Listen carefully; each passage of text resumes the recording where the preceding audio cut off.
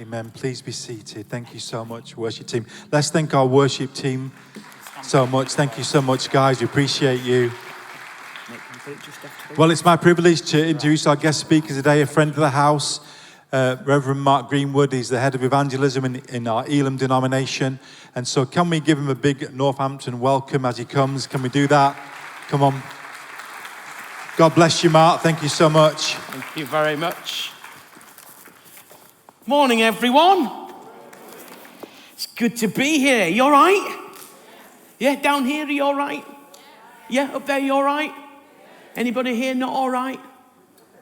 Oh, sorry, sir. I love it when somebody puts their hand up. Yeah, I'm not all right. Hope you're all right by the end.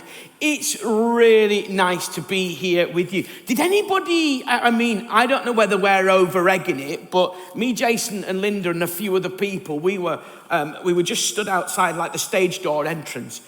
We think there was a tornado, a mini tornado. I'm scaling it down from tornado to mini tornado. By the time I tell it to my friends this afternoon, it'll be massive. But was anybody caught up in it? Honestly, yeah. What do you think, tornado? Full tornado. Biggest tornado ever, right? It's like when you go fishing and you catch a fish. It's this big, but it wasn't even like that, isn't it? But honestly, it was wild, absolutely wild. And it kind of, everything was rattling. Jason's hip was rattling because honestly, it was crazy, but really nice to be here this morning. I'm excited to come and have a little natter with you this morning. So I want you to, I'm just going to pull back so I can just get a slightly better view, just for a few secs. I want to do like a bit of a survey, and it's got like a couple of parts to it, and it'll make sense as I kind of travel through what I want to talk to you about this morning. So, okay, this one is survey. All is just a quick show of hands. That's all we need. We're not going to get you out or anything like that, so you don't need to be embarrassed or worried. So, who doesn't like being told what to do? Raise your hands for me. Okay. Quite a few have raised your hands with excitement. That's really worrying. Okay, that says, yeah, I don't like being told what to do, and I'm proud of it. Yeah? Okay, all right. Okay, let's just develop this a little bit further. And this is why I've pulled back, just so I can get a fuller view. Who, when you're told to do something, tends not to do it? Yeah? Anybody? Okay, all right, a few people. Who, when told not to do something, tends to do it? There's a few more hands going up there. Is there? Okay, excellent. Picture the scene with me, if you will. You're walking along the road, and it says, as you're walking along the road, or not the road, the path, okay, and you happen to notice from a distance, because you've walked this pathway before, this is a familiar journey you take, and you just happen to notice that fence looks a little bit cleaner than normal. I can tell you're looking at me going, nope, never done that.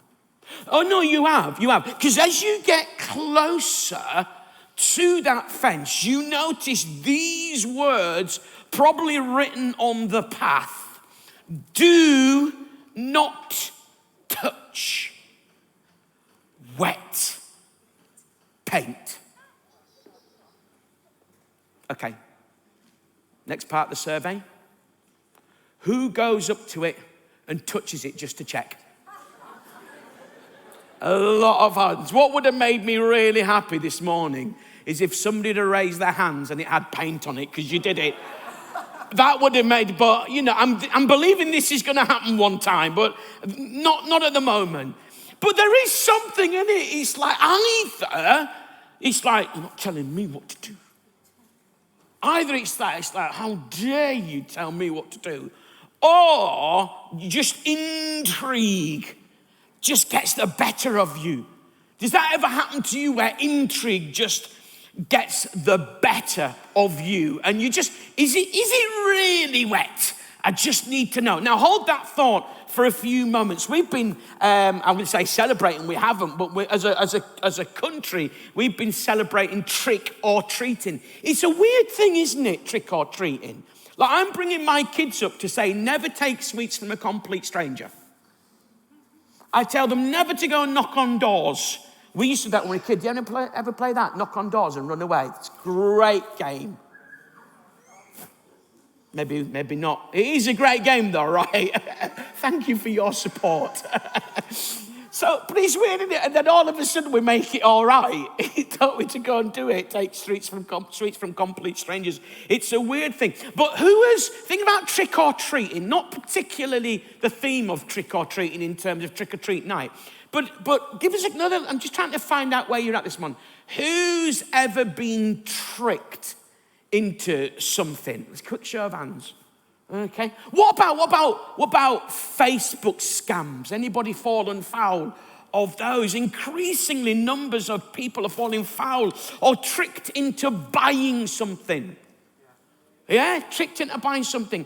I've been tricked into buying something by Jason Heron.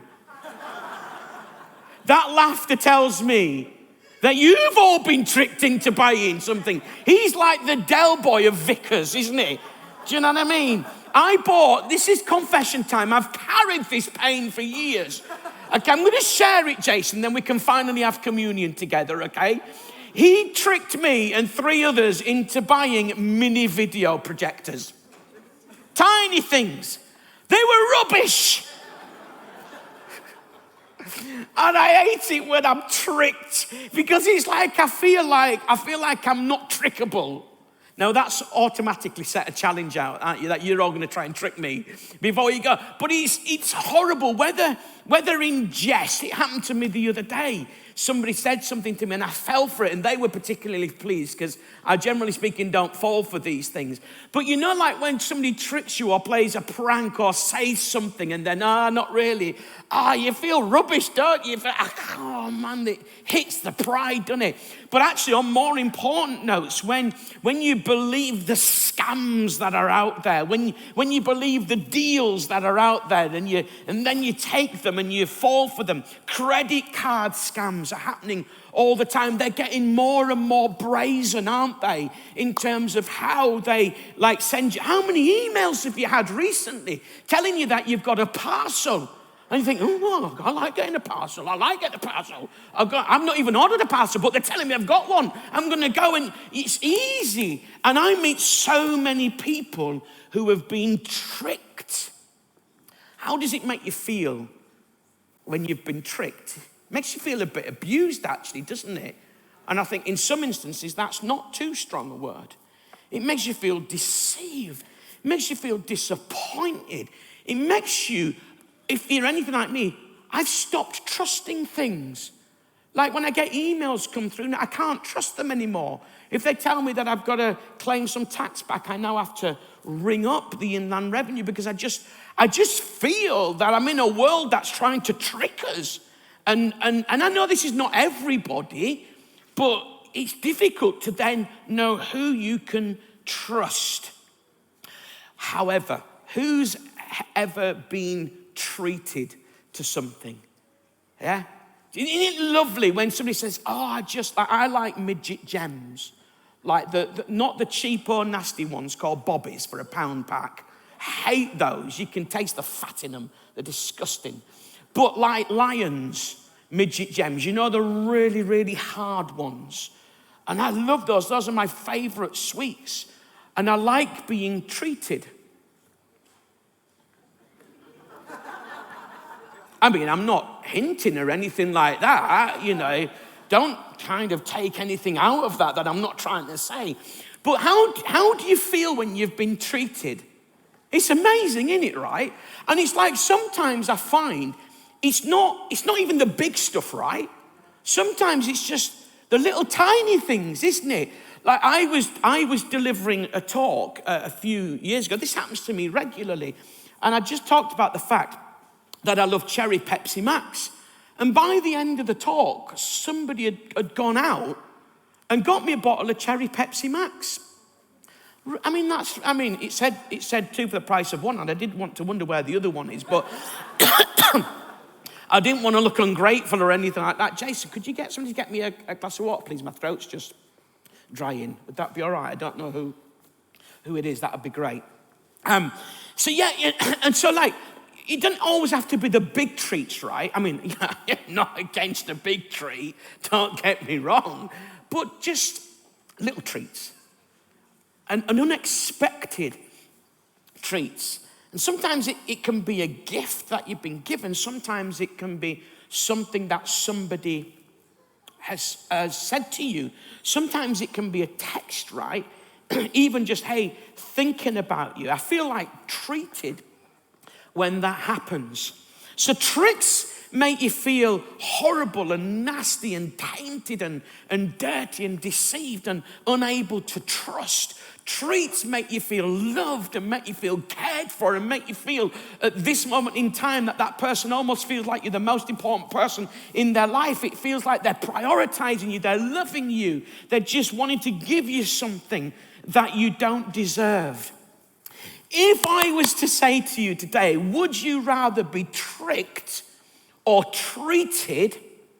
I think all of us would say we'd rather be treated than tricked, wouldn't we? Thank you, sir. Look, that's a treat. He's even unscrewed the lid. Thank you, sir. What a professional. Lovely. Thank you very much indeed for getting that. I appreciate it.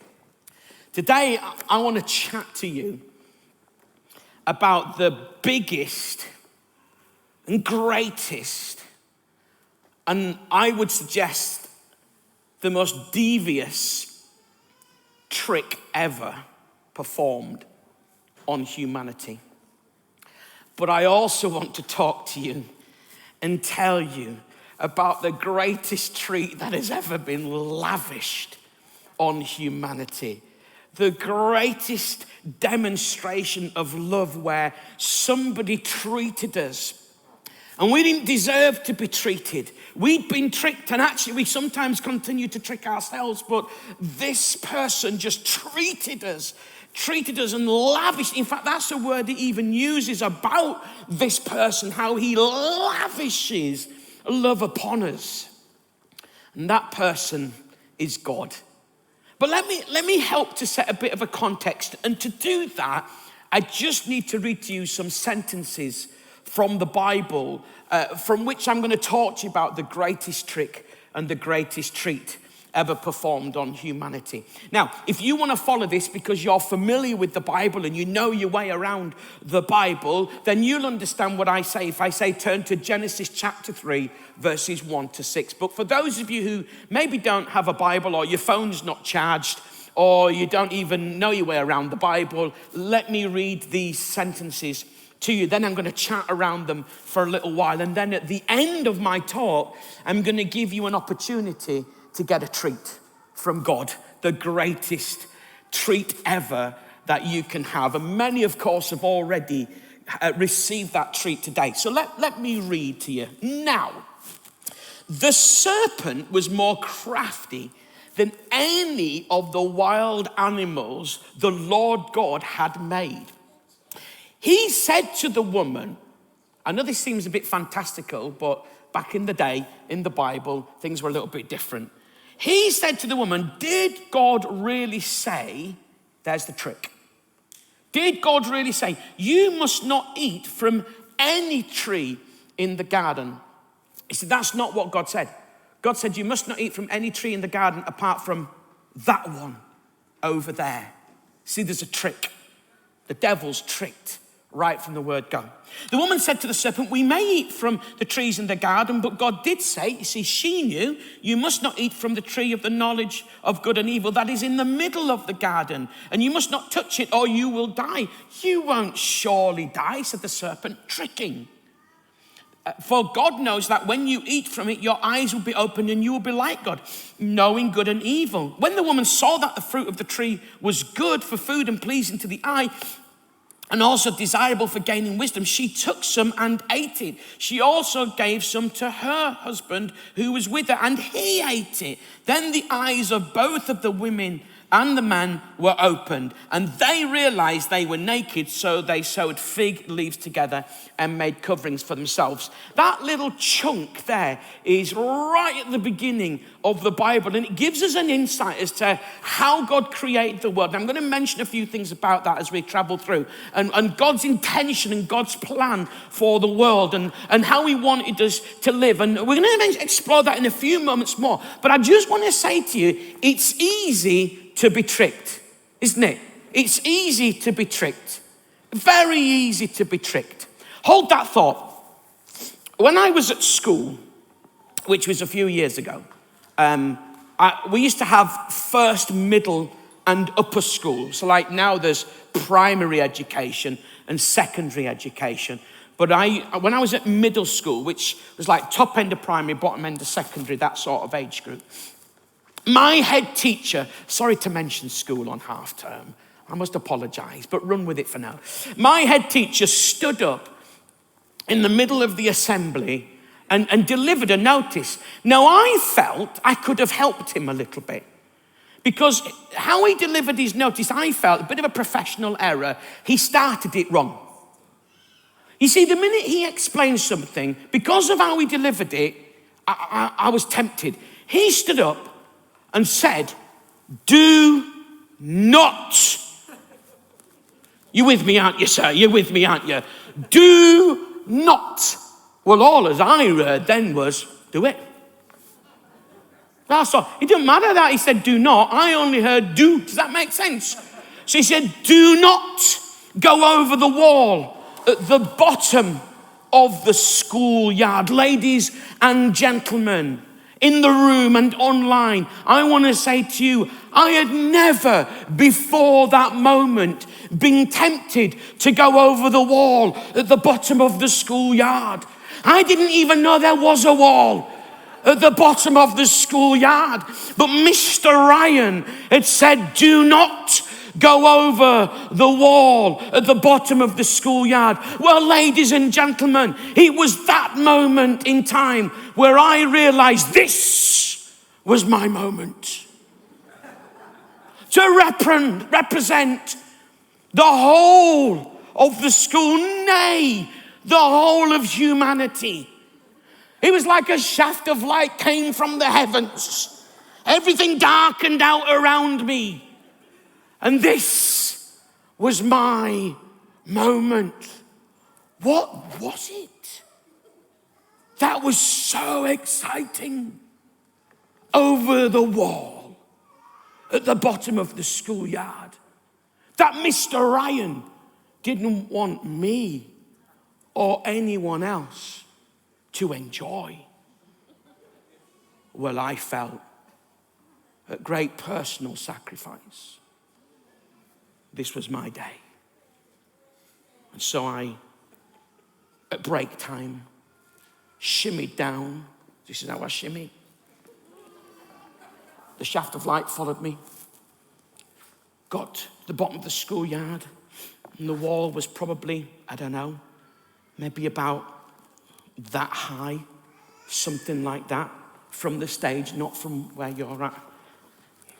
And then, ladies and gentlemen, now I'm going to use a word that isn't often associated with me, with one athletic, that wasn't the word.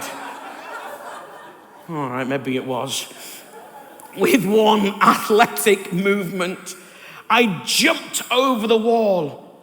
I went over the wall, and it was at that moment that I discovered why Mr. Ryan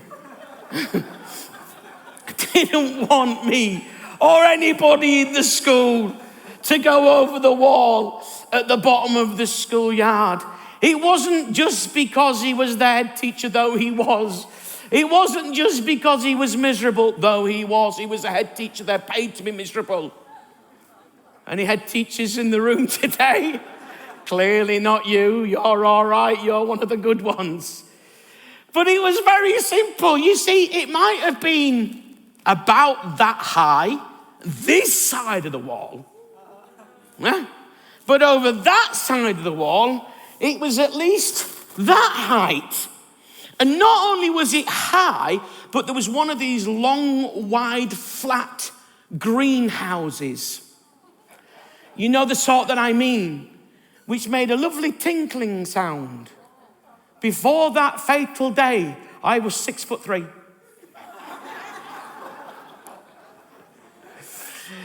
Oh man, you should have seen it. So like it happened, and thankfully I didn't hurt myself too much. And I got out and I'm trying to claw around, and there's this older gentleman whose like little head came up with his seat. Okay, and I thought I'd got away with it. And when I got round to the front of the schoolyard, thinking I've got away with it, Mr. Ryan opened the door and stood there with the cane in his hand. Like this. Whoosh. I mean, that was the sound of the cane. He wasn't just stood there going, whoosh. Like some old martial arts sort of, whoosh. You won't fight. It wasn't like that. And to be fair, you might not believe in this, but I'm actually quite a good lad at school. So I got away with it. And to be honest with you, seeing him go like, whoosh, I mean, I thought, what was he caning himself for? I really didn't know. But to see him doing that, that was enough fear for me. It wasn't because he was miserable. It wasn't because he wanted to ruin my fun. It was very, very simple. Mr. Ryan said, do not go over the wall at the bottom of the schoolyard, because he knew that by doing that, there was danger. It would potentially cause me harm. It would actually cause distress to the other people too, who live in that garden, the concern, the worry that it would have caused to that older man as he heard this noise, and what concern, what worry would it have caused him, as well as the damage to myself. Ladies and gentlemen, God, when he first made the world, he gave a very basic instruction. And the two people that he gave that instruction to were tricked. They were deceived. They chose to believe God's enemy rather than God himself. And they allowed themselves to be tricked, to be deceived. And in doing so, they became disconnected and separated from God and all that he's got for them. And in doing the same, when we choose to allow ourselves to be tricked, to be fooled with notions that there is no God and it's just about doing life your own way, and you know, look after number one and take care of yourself and do good to this person, and that all that's brilliant, but we deceive ourselves, we're tricked. And the great sadness is it causes harm to us and to other people. God said, look, you've got absolute freedom, he said to these first two people. All I'm going to say to you is just don't mess around over there. Don't do that. Now imagine if I said to you, I'm going to take you shopping today. Don't get too excited, it's just an illustration. And I say to you, let's go out to Rushden Lakes, is it, Jason? Rushden Lakes, take you shopping. And I say to you, you can have anything you want, everything you want, apart from don't go into that shop. Because if you go into that shop, you'll lose everything else. You would be a Burke, as we used to call it in Bradford, if you went into the one shop that I told you not to go because you wanted to do that because you don't want to be told, but in doing so, you lost everything. And that's what's happened to us as humanity. We've done the stuff God says we shouldn't do, and we've done it, and we've lost everything.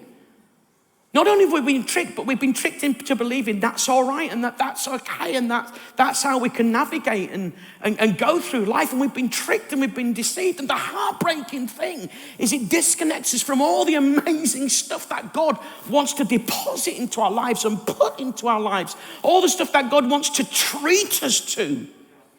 And yet we've allowed ourselves to be tricked. At the end of my talk, I'm going to give you an opportunity to say, I am going to be tricked no more. This is a different day for me, a new deal. I am no longer going to be tricked. God has said do not, and we have said why not. God has said do not, and we have said why not. God hasn't said do not because he's miserable. He said do not because he knows what's best for us. He said do that because he knows what's best for us. Don't do that because he knows what's best for us. We haven't got a clue. In fact, the Bible actually says there's a way that seems right to a person, but actually, the end just leads to death. Well, who wants that? Don't you want to be treated to life? In a few moments' time, I'm going to explain how that can happen for you this morning. You see, it's easy to be tricked, but God has treated us to something amazing. The greatest trick was when the enemy of God and deceived the universe, humanity, and we've continued to allow ourselves to be tricked. The greatest treat is when God did something phenomenal. I want you to picture the scene. I'm 17 years old. I've just passed my driving test. It's a big day. I've had a car now for 12 months. I've been doing it up. I've had it since I was about 16. It's green and it's brown. The green's where there is still paintwork. The brown is what we like to call rust. And I'm rubbing it down. And for any of you who've done this back in the day, I'm filling the bodywork with glass fiber and I'm sanding it down and I'm rubbing it down and I'm spraying it with spray for 99p a tin from Cars Direct or whatever the local cheap car shop was. And the big day arrives, ladies and gentlemen. I pass my test. I go and get the car taxed. It's a green Morris Marina coupe. It's a 1600cc engine, and I got it 90 miles an hour up Tong Street, which is about a 50, but that don't matter. No, it wasn't before I was a Christian, but anyway, I've had communion since and got forgiven. So it was my car. I mean, it's a right rust bucket, but it was my car. And if you've ever had your first car, you'll know how exciting it is when the world gives you the responsibility of owning your own car. And I took it out on the road, and I'm driving everywhere. Like, I lived at 7 Springwood Avenue, West Bowling, Bradford, BD58BY. My house is an old terraced house, and like five doors down, there's a corner shop owned by my mate's dad. I drove to that corner shop. And then I turned the car out and drove back. It's 5 doors away. But you want to drive everywhere. I'm like, you need to get to London? I'll take you. Never even met them, but I'm taking them. I just want to drive everywhere. And Sunday morning comes, I've driven to church, I've come back home from church, I've had my lunch, and now I'm going out to see a mate. I'm in my Morris Marina 1600 coupe, green / brown. I've got into the car, oh yeah, take it out of neutral, handbrake's rubbish. Okay, so make sure it's in neutral, handbrake's on, okay, right, let's go. Right, okay, right, and you're still quite new to it all. Okay, put it in first. Clutch, forgot the clutch. Okay. Okay, rear view mirror, side mirrors, because you still do all that. Don't do that so much these days, okay? It's like it's the people behind you, it's their responsibility to check you out, isn't it, okay? So it's like, okay, yeah, okay, right. What do we do now? Oh yeah, handbrake off. Okay, start to still haven't got the clutch control sorted, okay? I'm coming up to the T-junction. Okay, left, right. Okay.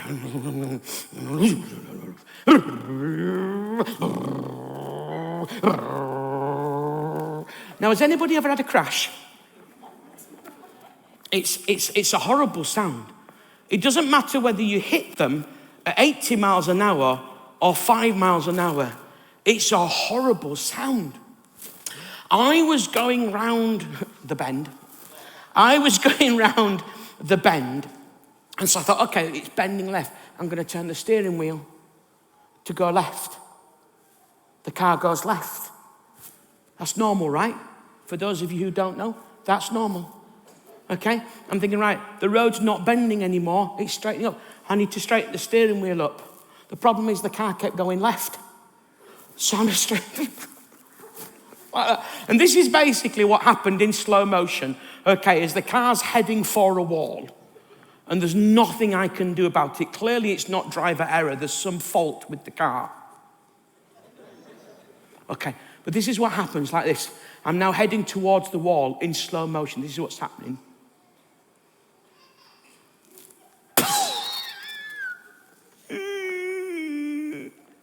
And now I'm going backwards. I get out the car and I'm shaking like that. Shaking like that. My car resembles a triangle. The whole front end is caved in. The passenger side is now closer to me than it was 5 minutes ago. Okay, I am shaking. Honestly, when you have any bump, but even when you have your first one, it's like the colour just drains from you. And it's like, it was a bit wet. It was a bit raining. And this guy comes up to me, gets out of his mini metro. Do you remember mini metros? Gets out of his mini metro. This is no word of a lie. He comes up to me. He looks at me. Looks at the car. Looks at the wall. And says these words. You want to be careful around here, mate. It's slippy. Say that again. You want to be careful around here. I know it's slippy. I've just peeled myself off a wall. You don't need to tell me it's slippy. And then, check this out. He got in his car and drove off. And if I ever see a mini metro, I start twitching. What I didn't want somebody to do right then is to say, you want to be careful around here, mate, it's slippy. I know that. What I wanted is somebody to come and help me in the predicament I found myself in. Does that make sense? I don't want somebody to say, oh, you're not very good at driving, or if you'd have done this. Okay, I'm up for instruction, but help me out first, right? Do you know what I mean? Does that make sense? Is it just me or is it just me? He's saying, no, please, give me instruction once I'm not shaking. Once I've stopped crying for my mum, all right? Then give me some instruction. But what I need from you right now is not for you to rub it in. It's not for you to make me feel bad about the mess I've already got into.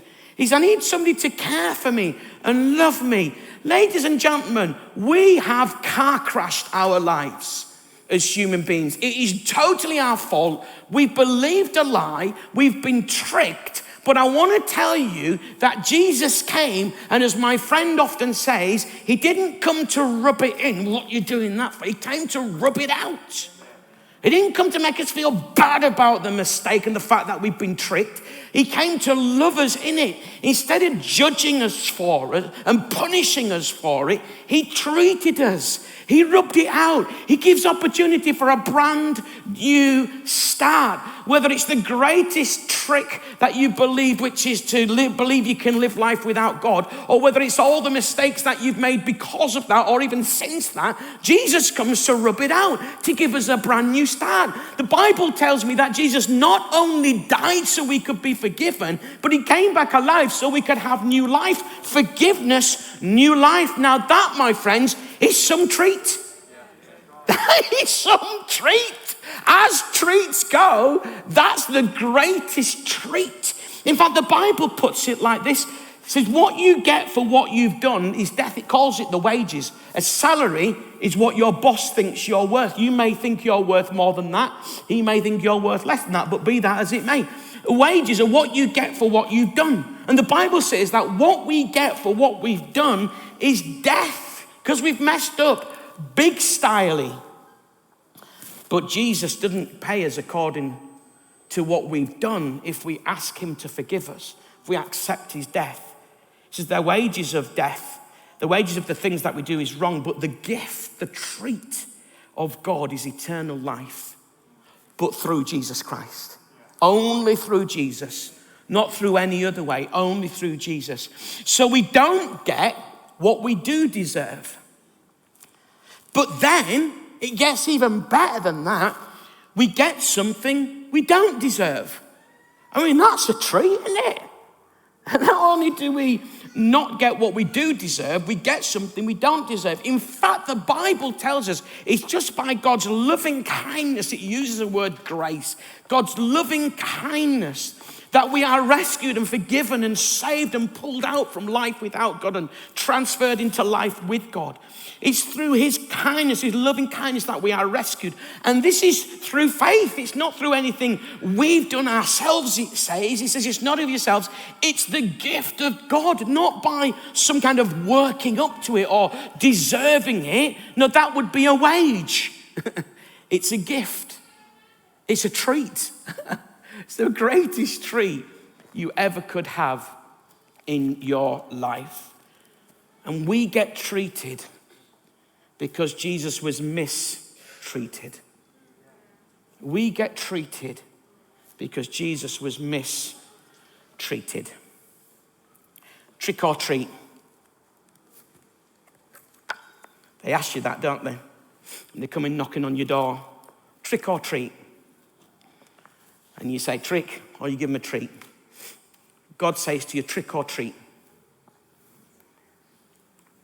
Will you stay tricked? Or will you allow God to treat you? How do you receive this treat? Well, in the last few minutes, and just as the musicians come and join me on the platform, I'd like to help you, whether you're in the room or you're watching online. I'd like to help you just in a couple of 3 minutes or so now. I'd like to help you to know how you can stop being tricked and deceived and living in the truth of that, and how you can receive the greatest treat. Receiving the greatest treat from God is all about saying, God, I don't want to live my life my way anymore. I don't want to stay in that tricked state. I want to come into the truth and the reality of your love for me. And so here this morning, you just simply in your heart need to say to God, God, I'm sorry I've lived my life without you. You can say this just in your own heart or online in your own heart. God, I'm sorry I've lived my life without you, that I've been tricked, that I've been deceived. But today I want that to change. I don't want to stay tricked. I want to be treated. I want to be treated to your love and your forgiveness and your new life and your peace and your fresh start. And so I thank you that Jesus died on the cross, taking the punishment for the wrong of the whole world, including me. I thank you that he came back alive so that I can live. Help me, God, today as I say yes to you, a big yes to you. Help me, God, as I start this journey with you today. If that's you, whether you're in person or at home watching online, if you want to say yes to God, just gather those words up, and right now where you are, just say, yes, God. Because I've explained what it means. That's what you're saying. Yes, God. Yes, God. Just say it to him now. I've just heard in the last week that somebody had read one of my books and have just said yes to God because something in it helped them. People are saying yes to God all over the place, all over the world, all throughout history. This is not just you in this small pocket of people in this weird thing called Christianity. In fact, more people are saying yes to God now globally than have ever said actual fact. So you're joining millions upon millions upon millions of people that have said yes to God down through the decades, have said yes to God across this world. I mean, it's incredible. You're not on your own. Just say yes to God. My prayer is that as you say yes to God, you'll realize that he's already said yes to you. That's what Jesus is all about. God saying the biggest yes to humanity. Yeah, you've been tricked, but this is a new day. Now, if you've said yes to God and you're in the room, we've got a little pack. It simply says, I said yes to God. You can go to where there's a coffee, there's an information point, there's a table with 2 roller banners either side, and there's a lovely lady there. If you just go and say to her, look, could I have one of those packs that Mark talked about? I said yes, and she'll give one of those to you, and somebody will be there. And if you'd like to chat that through a little bit, just get one of these packs. If you're watching online, then you can just simply in Google type Elim Church Northampton Connect, and it'll take you to a page where you can connect with us and you can tell us that you became a Christian today and various things. Just go there and we'd love to help you. But just before, I realize I've gone over by a few minutes, so forgive me, but I just very simply want to say this. It might be that you're here today, you're not quite ready, or watching online, you're not quite ready to say a big yes to God. You can say what I call a little yes, which is about making an intentional decision to find out more, to investigate, to chat it through with some people and really begin to understand what it is. Or if you're here today and you're not quite ready to do that, could I challenge you to become open-minded? That maybe you have been tricked into thinking what Christianity really is. And just to become open-minded, it's what I call a healthy maybe. That you wouldn't say, maybe there's something in this, but don't let it dissipate. Just keep it on your agenda. We have been tricked, but how grateful are we to a God who's treated us in a way we didn't deserve. Thank you so much for listening. God bless.